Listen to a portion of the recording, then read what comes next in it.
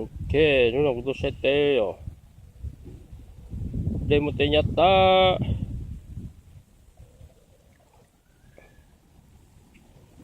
Đây nhát nó to lên. Chúng ta giờ tao nói. Đây nhát hai đầu. Còn nó kia không có tê nữa. Rồi tao đuôi giờ đây với nhát ta đi. Nhát ta. Đây nhát lo nữa lo nào. Còn nó đây nhát ta. Còn nó có to hơn gì. Nó chỉ chu nó thế nào. Thì đi rồi mà nhát ta.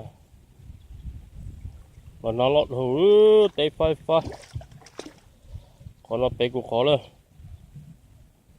Đêm nhát ta lên.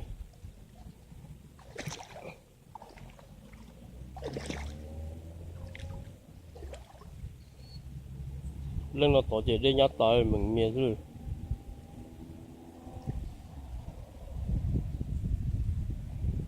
Ô, bé nó đập to đi, đêm nhát tao sửa. Nếu cho tỏ ra đêm nhát ta ơi. Chú chết tao đi.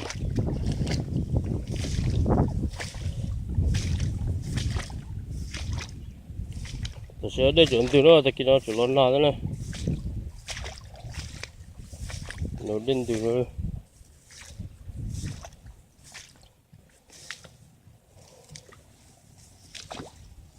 Lấy cho tao nó để nhát ta lên thế này. Rồi gì nó để nhát ta. Bóc cứ để nhát ta.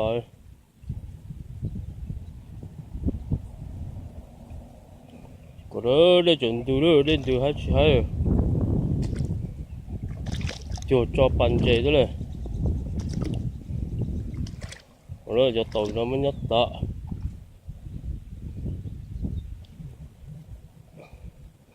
Lo in gì vậy nó. Phá thế này. Cho tàu nó đây nha. Hai mình nó.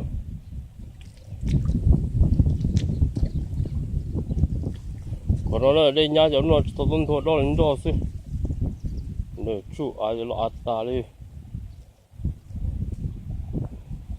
Tao đi thật ta.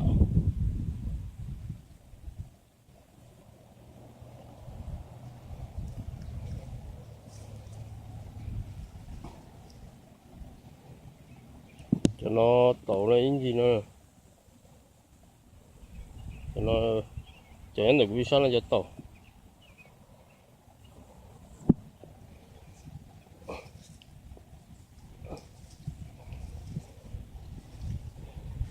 Cho nó tốt ta lên thế này.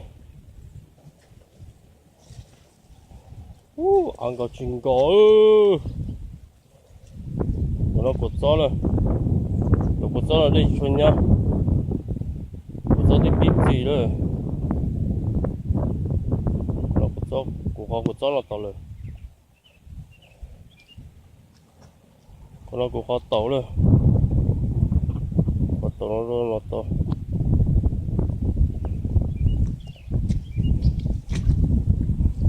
Tàu nó tàu lên, chỉ dùng nó thiếu tàu đất chủ lên, nó cho bà thì tàu chăn luôn ở đây nhám tôm nó ở đây nhám tàu nó sát tàu nó nữa, đây mình nhát ta học đi này đây nhát tài này, lon nó lót hầu nữa trong nó, tàu nó đi, nó in gì nó tàu này.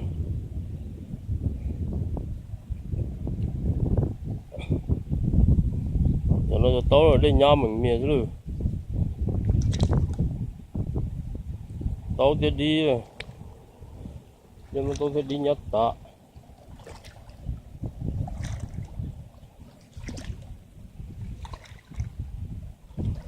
Nó nói tối về nó nè, tối thật ta.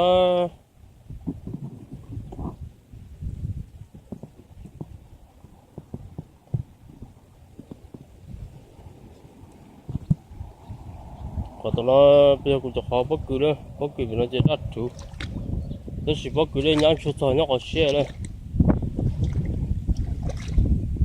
nó bốc cử cho tốt hồ nữa bốc chỉ trong ư chế tôi mới cho thọ bật chế được thọ bốc cử tin của con nữa bốc cử nó có tao rồi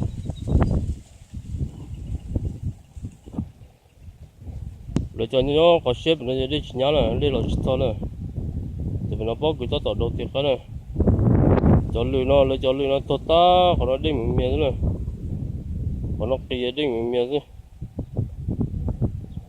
in gì nó đi mình miếng nhá cho tao nó tà thế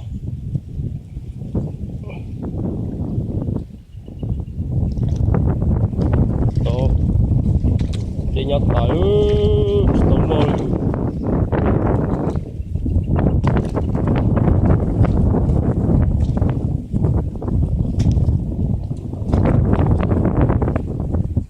là nó bắt cứ đặt chỗ rồi bắt cứ chỉ dùng như thế phải nó tỏ cho trả lại rồi nó tao chinh của nó tao nó ăn có chinh có luôn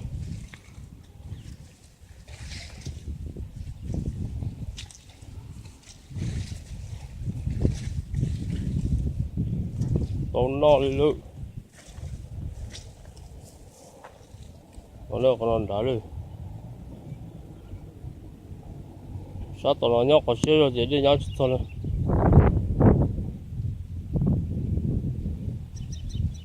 đó bắt cứ nó nhóc cho gì ta đó tôi còn nó nhóc xe rồi rồi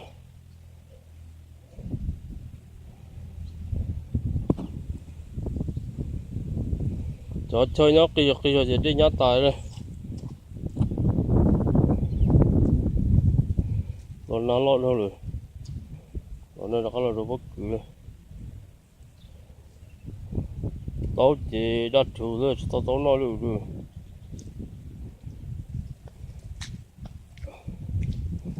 đi lấy dạng cầu đây đi lấy dạng cầu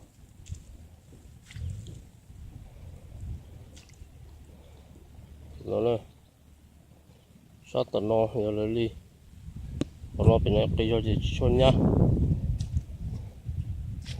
rồi bốc cử này bốc tài rồi bốc cử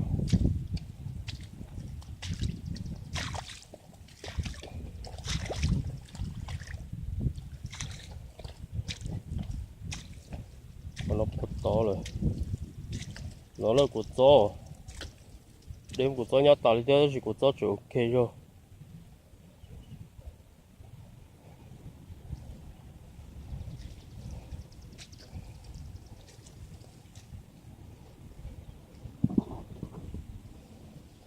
còn tao nói là cho đi nó có xương thì ok rồi ha còn tao to đi mình mía nữa này còn nó có cây nữa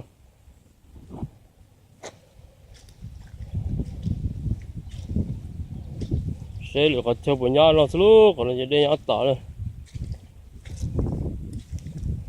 nó là sao lử tốt tả đấy chứ cho nó lử còn nó có tao rồi là nó chỉ để mình nhặt tốt tả hay dùng hơn là nó pha chỉ pha có cây là nó chỉ để thế này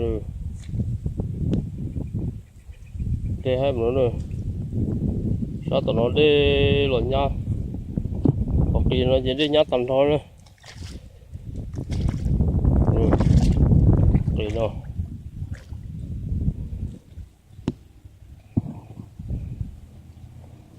nó bố bị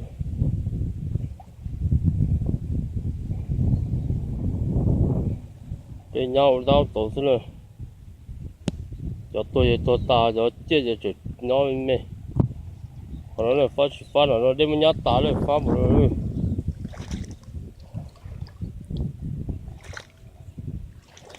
rồi cho nó chu hết đây rồi còn nó đem nhát tá lên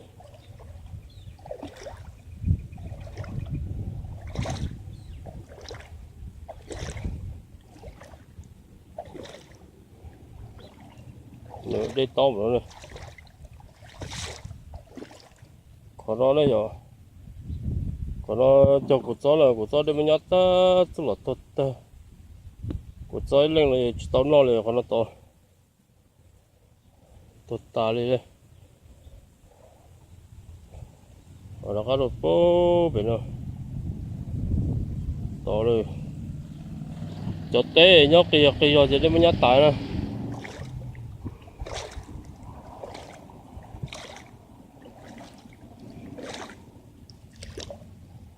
nó đây cho nó cho rau nó để mình nhát tài đây để nhát tài đây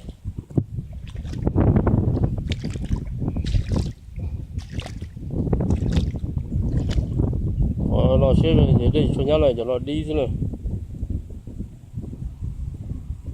đi ngô thế không ý gì nó to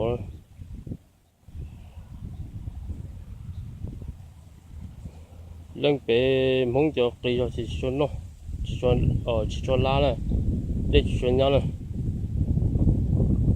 ok của thay nó thế này rồi nó phải nhân dùng để sửa được này